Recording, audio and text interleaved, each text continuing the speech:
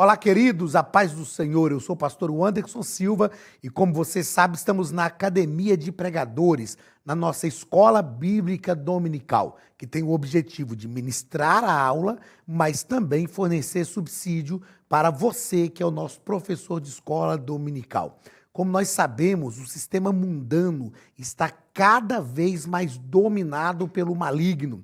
E como igreja do Senhor, nós precisamos prevalecer diante desse sistema tão maligno, mas também precisamos influenciar pessoas. Afinal de contas, como igreja, somos a agência do reino de Deus na terra.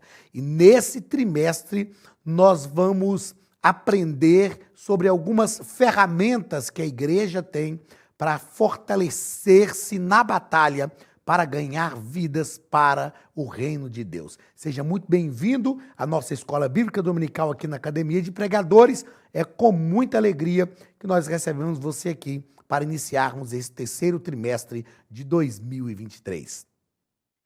Como falamos, nós vamos estudar neste trimestre sobre a Igreja de Cristo e o império do mal. Como viver neste mundo dominado pelo espírito da Babilônia. Uma das coisas que eu sempre falo é que os profetas vieram, de acordo com o que o escritor aos Hebreus nos fala, os profetas vieram, anunciaram a palavra de Deus, mas eles não conseguiram resolver o problema do mundo. Depois Jesus Cristo veio como o próprio Deus encarnado e também não resolveu o problema do mundo.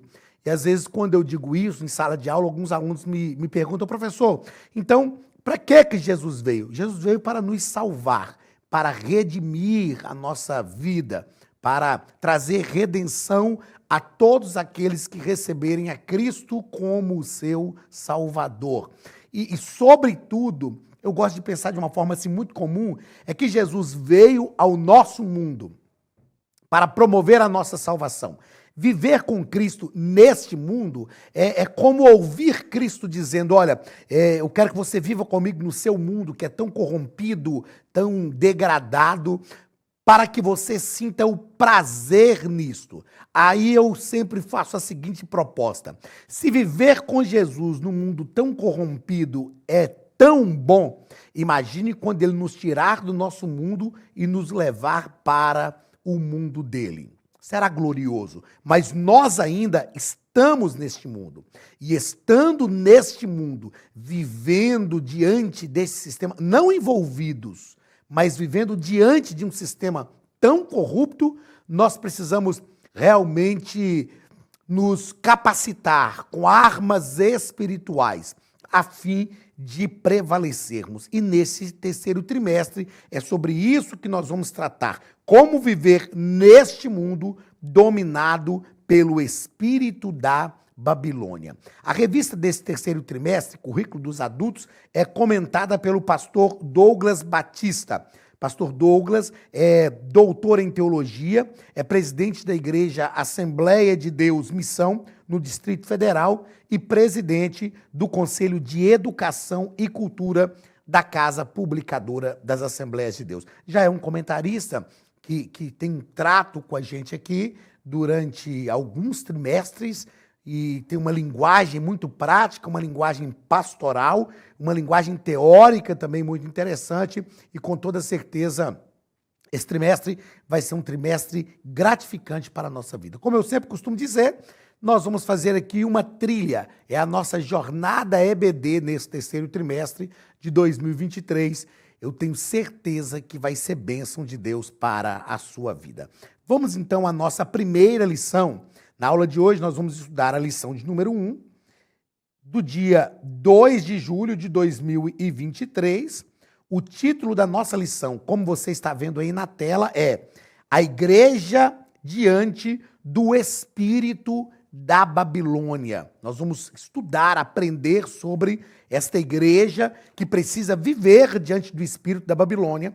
Nós vamos entender que na oração sacerdotal Jesus falou que nós estaríamos no mundo, mas nós não somos do mundo. Então, nós vamos perceber como a igreja deve trabalhar, como ela deve lidar diante desse espírito da Babilônia. Um texto áureo que está em Apocalipse capítulo 17, versículo 5, nos diz o seguinte: e na sua testa estava escrito o nome Mistério, a grande Babilônia, a mãe das prostituições e abominações na terra.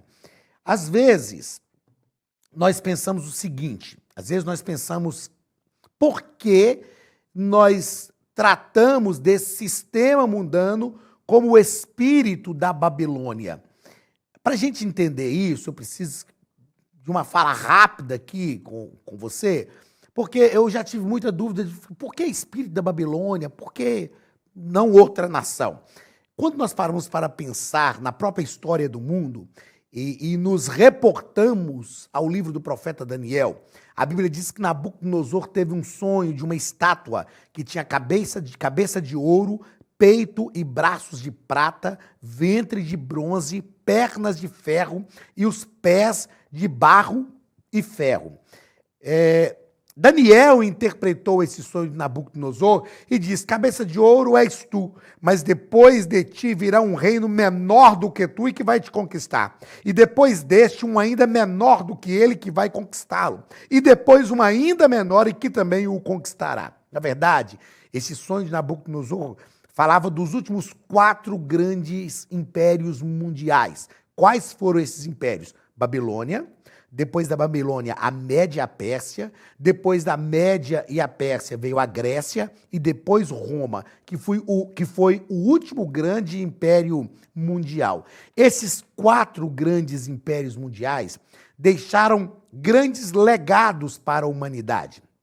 Vamos lá, eu vou falar de trás para frente, porque nós vamos chegar no ponto que eu quero aqui, para entendermos por que nós chamamos o espírito deste mundo de espírito da Babilônia. Por que a Bíblia trata também desta forma em Apocalipse? Então vamos lá. Os últimos 4 grandes impérios mundiais deixaram grandes legados para a humanidade. Roma, que foi o último império, deixou um legado bélico. Roma foi o maior exército que já existiu. Tudo que a gente tem de guerra, guerrilha, contra-guerrilha, é uma herança de Roma. A Grécia, que foi o penúltimo império, deixou um legado filosófico. Até hoje, toda a filosofia que a gente estuda, desde o ensino médio até os cursos superiores, né? Os seus diversos cursos superiores aí, a base da filosofia que nós tratamos é uma filosofia grega. O antepenúltimo império foi a Média e a Pérsia. A Média e a Pérsia deixaram um legado ético. Lembra lá de capítulo 6 de Daniel, quando foram construir um edito, que os príncipes, na verdade, queriam pegar Daniel. Eles disseram assim: façamos um edito conforme dos medos e dos persas, que não se pode revogar. A Média e a Pérsia eram 2 impérios que se uniram e formaram um só. A Média e a Pérsia, que conquistou a Babilônia, eram um império muito ético. Os medo-persas eram éticos. É aquele negócio da palavra que não volta atrás. O último que nós tratamos aqui, que é o primeiro dos 4 últimos, foi o primeiro grande império mundial. E na época de Daniel, Nabucodonosor era o rei da Babilônia, era um caldeu. Foi ele que sonhou com a estátua, né? De cabeça de ouro, peito e braço de prata, ventre de bronze, pernas de ferro e pés de barro e ferro. Enfim, a Babilônia deixou um legado de esoterismo. A Babilônia era muito esotérica. Então, na Babilônia, construiu uma estátua para adorar. Na Babilônia, virava e mexia. Eles estavam se voltando para o esoterismo. Outra coisa, além desse esoterismo, desse misticismo, que a Babilônia deixou como legado, há uma grande referência na Babilônia, na Bíblia, do rei Nabucodonosor, que não glorificou o Senhor e disse: não é esta a Babilônia que eu construí com as minhas próprias mãos, e Deus tratou com ele. Ou seja, Nabucodonosor tinha um espírito arrogante, e era o que nós chamamos, e vamos tratar durante esse trimestre, de narcisismo. Era extremamente, se a gente fizer uma análise psicológica de Nabucodonosor, nós vamos aprender que ele era extremamente narcisista, e que é uma característica desse tempo. Não só o misticismo, não só a idolatria, que foram legados deixados pelo Império Babilônico para o mundo, mas ele era extremamente também narcisista, era o antropocentrismo, o homem no centro de todas as coisas. Então, quando João escreve Apocalipse e cita que a Babilônia é esse contexto que nós precisamos entender, que é o espírito da Babilônia, que é, na verdade, o que nós estamos vivendo em pleno século XXI. Muito bem, a verdade em prática nos diz o seguinte: a igreja deve resistir ao espírito da Babilônia presente no cenário atual. Isso deve ser feito por meio do compromisso inegociável com a autoridade da palavra de Deus. Como a igreja pode resistir o espírito da Babilônia? Através da palavra de Deus, do poder da palavra e da autoridade da palavra, ok? O ponto, ou a palavra-chave, ponto central tem muito tempo que não é. Aí, olha, na sua tela, é um termo que a gente vai usar muito aqui nesse trimestre, né? Aí na sua tela está a palavra-chave, é Babilônia. Então, embora o comentarista, o escritor, ele não tratou aqui na lição sobre o porquê nós chamamos isso de espírito da Babilônia, chamamos esse sistema de espírito da Babilônia, a palavra-chave é Babilônia.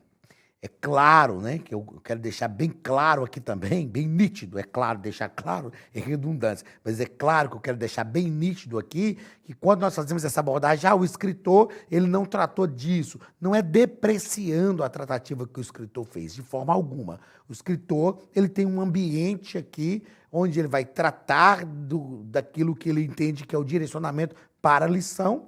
E nós, como professores de escola dominical, precisamos realmente buscar esses subsídios para que nos promovam uma melhor compreensão daquilo que nós vamos estudar em cada uma das nossas lições. Leitura bíblica em classe, aí na sua tela, é Apocalipse, capítulo 17, versículos 1 ao 6, que diz assim: E veio um dos 7 anjos que tinham as 7 taças e falou comigo, dizendo-me: Vem, mostrar-te-ei a condenação da grande prostituta que está assentada sobre muitas águas, com a qual se prostituíram os reis da terra, e os que habitam na terra se embebedaram com vinho da sua prostituição.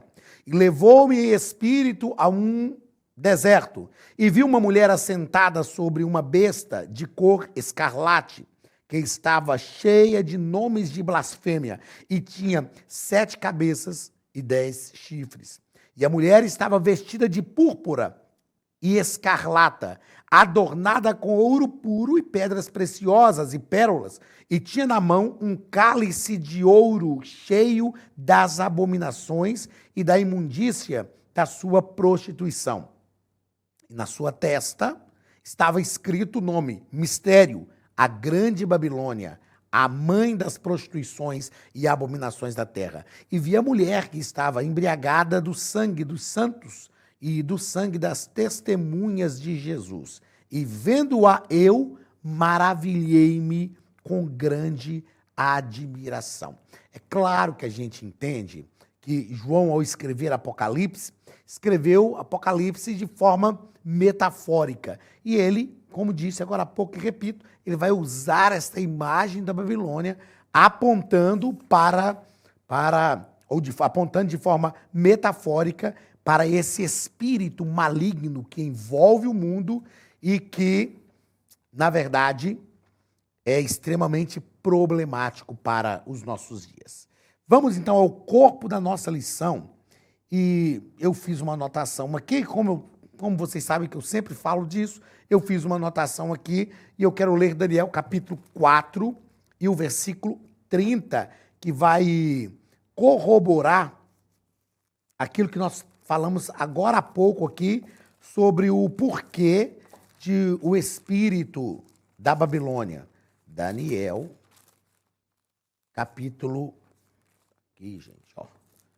Daniel capítulo 4 e o versículo de número 30, que vai mostrar essa altivez da Babilônia. O texto diz assim: falou o rei e disse, eu citei isso aqui, né? Não é esta a Babilônia que eu edifiquei para a casa real com o meu grandioso poder e para a minha glória? Falava, versículo 31, falava ainda o rei, quando desceu uma voz do céu, a ti se diz, ó rei Nabucodonosor, já passou de ti o reino, serás expulso de entre os homens, e a tua morada será com os animais do campo. Far-te-ão comer ervas com os bois, e passar-se-ão 7 tempos por cima de ti, até que aprendas que o Altíssimo tem domínio sobre o reino dos homens, e o dá a quem ele quer. Então é essa altivez, esse antropocentrismo, como nós falamos, que Nabucodonosor teve que passar ali 7 anos pastando entre os animais, até ele entender e reconhecer que todas as coisas pertencem ao Senhor. O primeiro ponto da nossa lição, aí na sua tela, o comentarista vai tratar sobre Babilônia e seus significados. Primeiro parágrafo, a grande prostituta. Como a gente sempre faz, você sabe que eu destaco um ponto da lição aqui, eu quero destacar que o nosso comentarista ele trata aqui o seguinte. Deixa eu pegar a nossa canetinha aqui, para a gente começar aqui a riscar, né? Enquanto eu não escrevo, porque depois que escrevo, às vezes nem eu entendo a letra. Mas o nosso comentarista diz o seguinte, em Apocalipse, as muitas águas onde a prostituta se assenta simboliza multidões seduzidas pela idolatria e sua oposição à fé cristã. Assim, a prostituta é identificada como uma das facetas da imoralidade e do falso sistema religioso. Então perceba que o nosso comentarista deixa claro para a gente aqui que essa prostituta que é descrita aqui em uma mulher, não é? É a imagem, a figura metafórica de uma mulher, ela é descrita dessa forma, ela fala desse engano que existe. A ideia é a seguinte, uma prostituta, quando está lá entregue às suas atividades, não é? Ela se deita com diversos homens numa só noite, as pessoas a procuram e ela se envolve com diversos homens, mas sem nenhum compromisso verdadeiro. Esta é a ideia. Então, essa prostituta é identificada como uma das facetas da imoralidade e do falso sistema religioso que é representado pelo espírito da Babilônia. As muitas águas falam dessas multidões que são seduzidas por esta idolatria. Deixar a gente abismado quando a gente olha para o nosso país e pensa assim, nós vivemos um índice de imoralidade muito grande. E a gente fica assim, assustado com algumas coisas que acontecem. Mas quando a gente vai a algum outro lugar, num outro país, a gente percebe que alguns países que são mais desenvolvidos que o nosso, o nível de imoralidade está muito pior, mas muito pior mesmo. E a gente vai entender, então, que esse sistema religioso representado pelo espírito da Babilônia não é algo só de perto da gente. É um sistema que envolve o mundo inteiro, o mundo inteiro. É claro que em alguns países, né, isso é mais evoluído, é menos, mas é um sistema que envolve o mundo inteiro, apontando aí para essas muitas águas onde a prostituta se assenta. Segundo ponto da nossa lição, a Academia de Pregadores tem um recado para você. Olá, queridos alunos e alunas da Academia de Pregadores, que bom ter você conosco neste momento tão especial. Estamos aqui para apresentar a nova plataforma da Academia de Pregadores, que foi construída ao longo dos últimos meses com muito carinho, um grande investimento, para levar até você não somente um conteúdo de excelência, mas também tecnologia de ponta. Veja comigo. Os cursos estão organizados por trilhas na página principal. Aqui você encontra sugestões, lançamentos, temas específicos e outras categorias. No final da página tem uma trilha com todos os cursos. Após começar os seus estudos, a primeira trilha será Continuar assistindo, que mostra somente os cursos iniciados por você. Sobre a capa do curso, consta o número de aulas, a carga horária e um botão para adicionar os favoritos. Nesta seta, você pode expandir e ver um vídeo de introdução. Para fazer login, clique no avatar no canto superior direito e insira o seu e-mail e senha usados no cadastro. Caso tenha esquecido a senha, é só clicar neste link, preencher o e-mail cadastrado e a senha será enviada. No canto superior esquerdo fica o novo menu do portal. Ao abrir um curso pela primeira vez, você vê as informações do curso e do professor. E na lateral, ou logo abaixo se for no celular, está a lista de módulos e aulas. Algumas aulas iniciais podem ser grátis e qualquer pessoa que fizer um cadastro rápido pode assistir. Após se matricular, aqui você vê as aulas concluídas, aulas liberadas ou agendadas. Você pode adicionar os favoritos, dar uma nota ao curso e acompanhar o seu progresso. E se você sair do curso e retornar depois, o sistema vai abrir exatamente a última aula assistida. Se estiver no computador, use esta seta para ampliar a tela. Logo abaixo da videoaula você encontra os links para baixar anexos, como áudio e apostilas. E neste campo em branco, pode fazer as suas anotações enquanto assiste. Depois é só imprimir ou salvar. Quando terminar o curso, clique no botão Emitir meu certificado e ele será gerado automaticamente no mesmo instante e sem custo. Clicando no avatar, você tem acesso ao seu perfil e histórico de pagamento.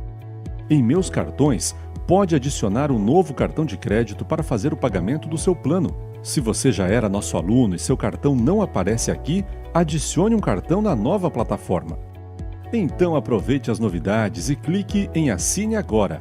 Escolha um dos planos, venha para a Academia de Pregadores, a maior escola bíblica online do Brasil.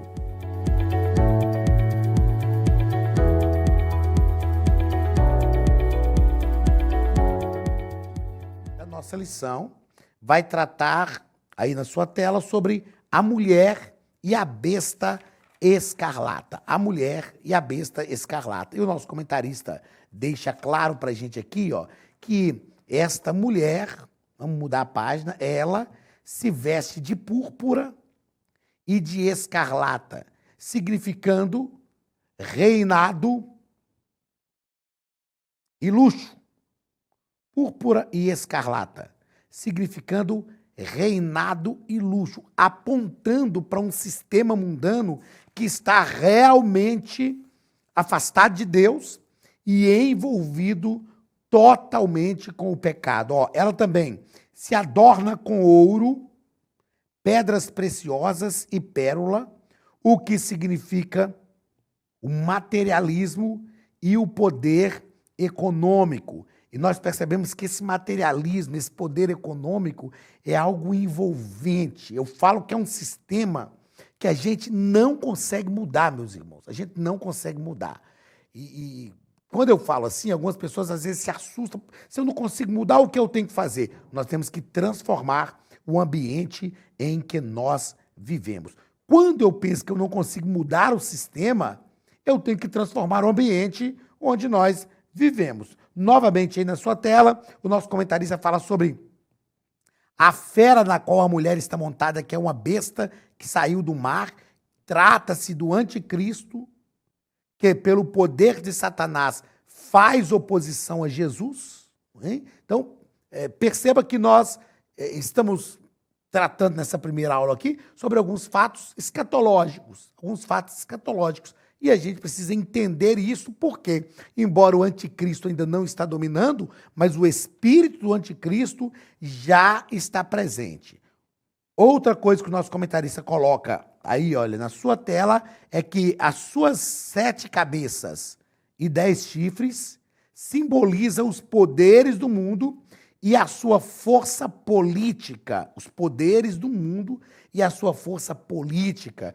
Outra coisa que nós precisamos entender é que o sistema político mundial está envolvido pelo sistema mundano. O sistema político mundial está envolvido pelo sistema mundano, que fazem oposição contra Deus. Esta é a verdade. Nós precisamos nos posicionar politicamente, precisamos buscar a graça de Deus e a orientação de Deus para todas as coisas, mas o sistema político está realmente a serviço de um sistema religioso que luta contra Deus.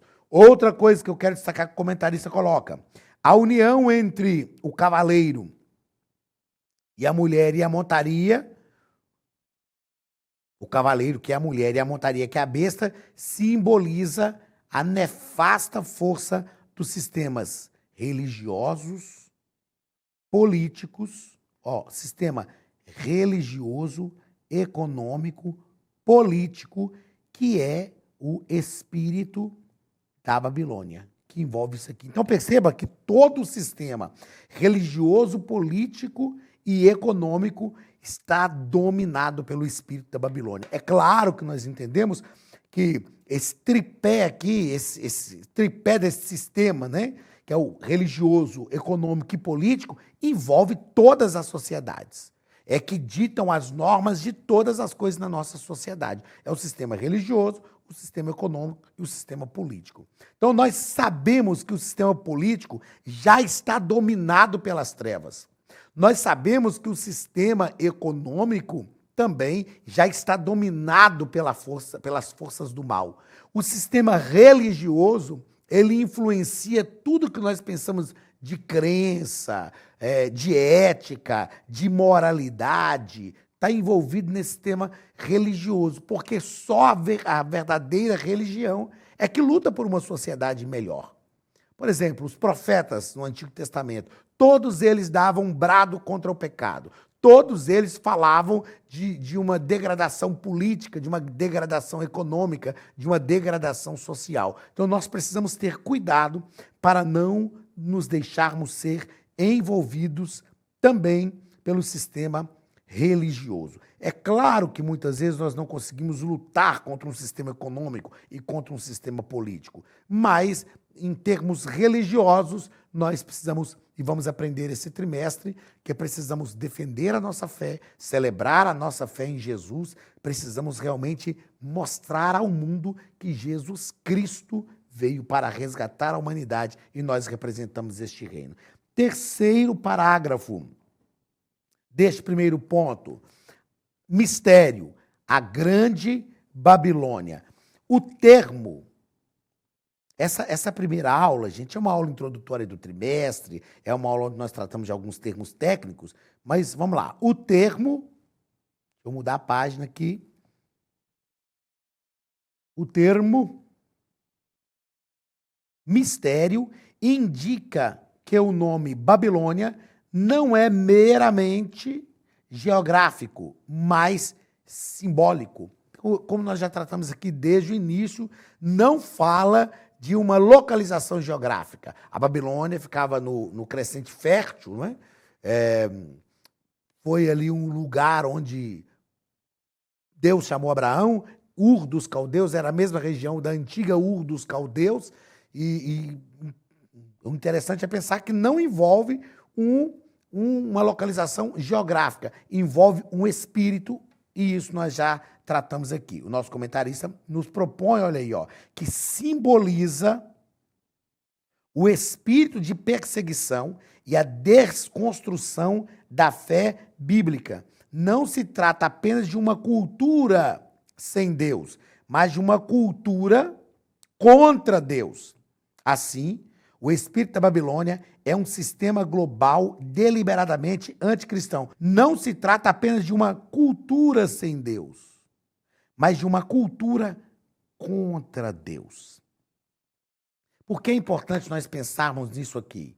Não é só uma cultura sem Deus, mas uma cultura contra Deus. É importante tratarmos disto. Por quê? Porque quando nós pensamos de uma cultura sem Deus, quando nós falamos sobre uma cultura sem Deus, nós sabemos que nós necessitamos evangelizar aquela cultura, evangelizar aquele povo. Mas aqui nós não estamos tratando só de uma cultura sem Deus, estamos tratando de uma cultura contra Deus. E por que que nós precisamos combater isso aqui? Porque nós estamos deixando um legado. Nós estamos deixando um legado para a próxima geração, que não pode ser como este legado que estes últimos 4 impérios mundiais deixaram para o mundo inteiro. Aí na sua tela nós vamos tratar agora do segundo ponto, o espírito da Babilônia. Primeiro parágrafo, o espírito religioso. O nosso comentarista vai falar aí sobre o culto ao ego, e ele vai falar também sobre alguns argumentos de liberdade que nós vivemos. O que é esse culto ao ego? São pessoas que estão cometendo aí vorazmente o antropocentrismo. Como eu disse, a gente vai aprender mais para frente sobre o narcisismo. É um culto ao ego. Tem que satisfazer o ego, tem que fazer a pessoa estar no centro de todas as coisas. É o ser humano no controle. E esse argumento da liberdade. A gente vai aprender que essa liberdade que se argumenta nesse sistema mundano não é uma liberdade, é uma libertinagem, que vai apontar aí desde a pessoa fazer o que quiser da sua própria vida, até fazer o que quiser com seu próprio corpo, sentir o prazer do jeito que quiser, e a gente sabe que é um sistema extremamente nefasto, complicadíssimo, que vai lutar contra qualquer princípio ético e moral e trazer grandes problemas para toda a humanidade. Outra coisa que o nosso comentarista coloca aqui, que é preciso nós termos muito cuidado, olha aí na sua tela, ó, é o ecumenismo doutrinário. O que é ecumenismo? Deixa eu sublinhar, é a palavra que eu queria falar aquela hora. O que é o ecumenismo? Olha aí, ó. Ecumenismo é a reunião de várias pessoas que professam a mesma fé. A gente sabe que o que se chama de ecumenismo hoje é, na verdade, um sincretismo. Um sincretismo. Se a gente falar assim, pastor, nós os evangélicos, os protestantes e os católicos romanos professamos a mesma fé? Não, não professamos. Não temos nada contra os católicos, não, nada disso. Só que nós não professamos a mesma fé. Nós somos 2 religiões distintas, mas 2 religiões cristãs. O catolicismo romano é também uma religião cristã. Mas a gente professa a mesma fé? Não. Eles creem que a tradição tem a mesma autoridade que a Bíblia. Nós não cremos, não cremos. Sola Scriptura, lembra desse termo? Foi uma das defesas de Martinho Lutero contra justamente o sistema católico romano. Então nós precisamos entender que às vezes nós queremos, vamos fazer um ecumenismo aqui, que não sei o quê. Não. Nós precisamos entender que nós temos que estar reunidos a pessoas que professam a mesma fé que a gente, religiosamente falando. É claro que tem uma amizade, essa coisa toda, nenhum problema, mas nos nossos dias reina também o humanismo. Nós vamos tratar um pouco aqui do humanismo, o sincretismo, que foi o que eu acabei de falar agora, que é essa mistura de um monte de coisa dentro do meio sistema religioso, e assim tudo passa a ser permitido e a verdade é desconstruída.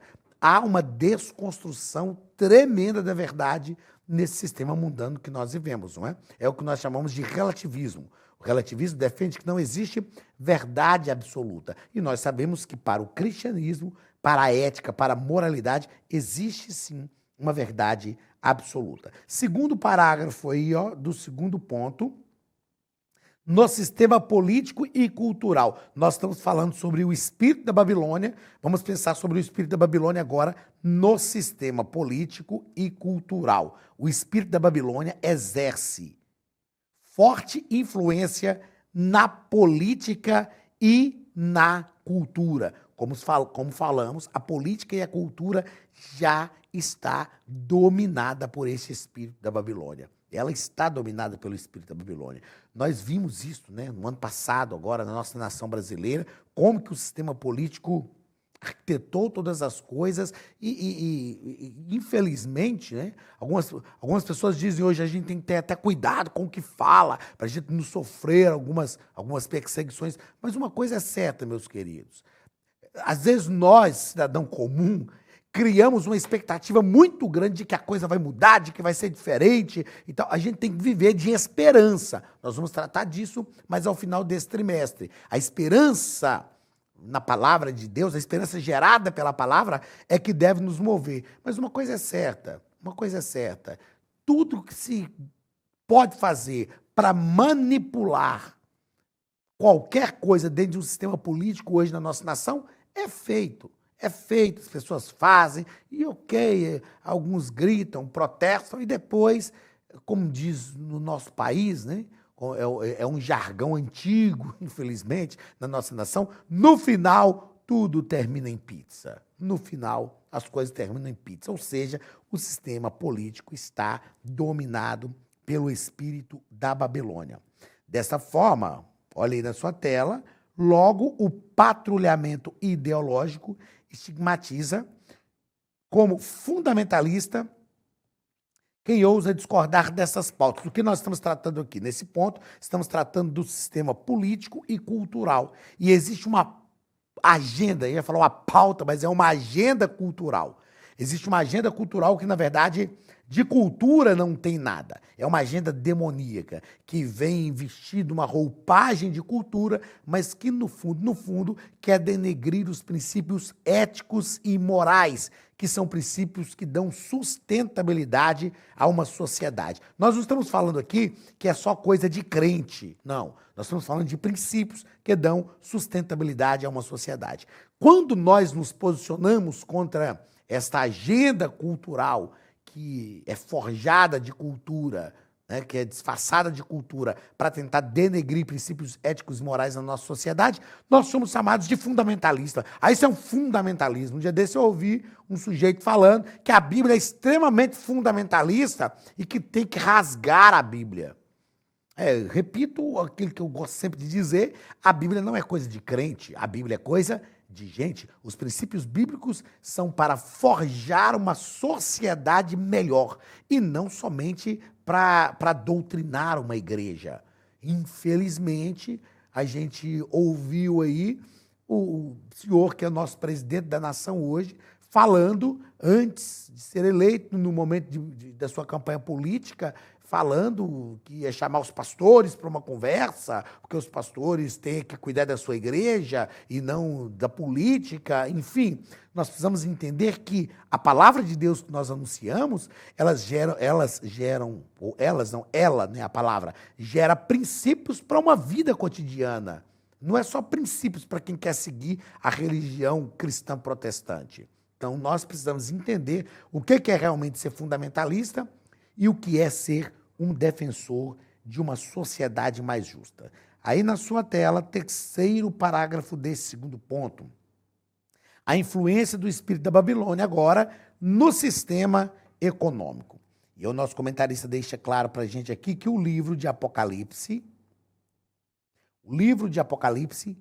registra o enriquecimento dos mercadores por meio da exploração, luxúria e licenciosidade do espírito da Babilônia. Ele mostra como o comércio e o governo subornam os cidadãos por avareza, dinheiro e poder. Isso aqui eu falo, eu brinco e falo com professores, quando eu leciono no seminário de professores para professores de escola dominical, que a gente não pode falar assim, está muito bem explicado. Mas o nosso comentarista colocou isso aqui, realmente a gente não pode falar, mas ele colocou isso aqui de uma forma tão palpável que quase que não precisa nem explicar para falar que é o que nós estamos vivendo. Chega nesse ponto aqui, a vontade da gente é usar uma expressão que, pelo menos lá para os nossos lados de Minas Gerais, é muito comum usar, falar assim, quer que desenhe para você? Quer que desenhe ou não precisa? Não é? Porque esse enriquecimento dos mercadores por meio da exploração, da luxúria e da licenciosidade do espírito da Babilônia. Ele mostra como o comércio e o governo subornam. Isso aqui, olha, mostra como o comércio e o governo subornam os cidadãos por avareza, dinheiro e poder. Faça de tudo para chegar onde quer. Há uma frase assim, muito utilizada que é: os fins justificam os meios. Será que justifica mesmo?